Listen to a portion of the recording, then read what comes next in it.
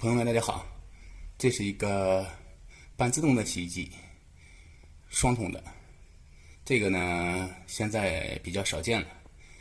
这种呢，一般的像我这个民宿啊、饭店啊之类的用的比较多，因为它非常省水。在咱们洗完最后一遍的时候呢，可以留着水洗下次的衣服。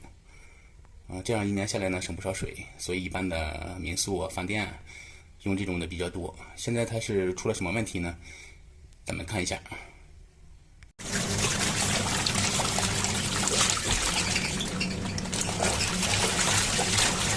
洗的过程当中啊，它有这种吱吱吱的声音啊，这不好操作，推出去盘它。10对的螺丝刀，咱们把后边这个盖给它拆开。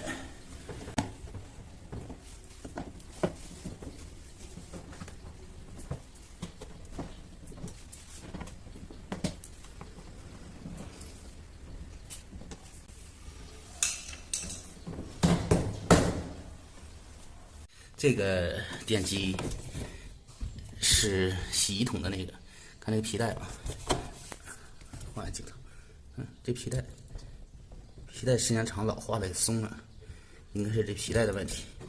咱们换根皮带。这玩意卸的时候，先卸这大头，好卸，稍微往下一扒拉，哎，掉下来了，把它拿出来。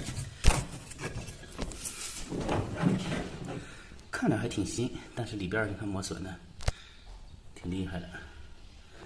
这个扔一边，然后这个是新的，咱们把它装上。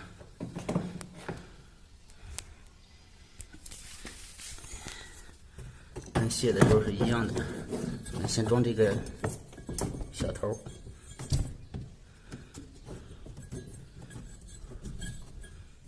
小头装上。然后装洗衣桶这边，先装这一个边，然后一转，好了，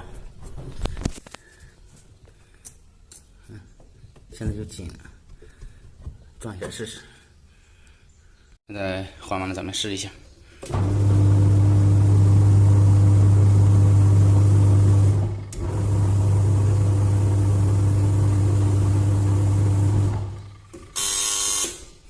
没有那种吱吱的声音了。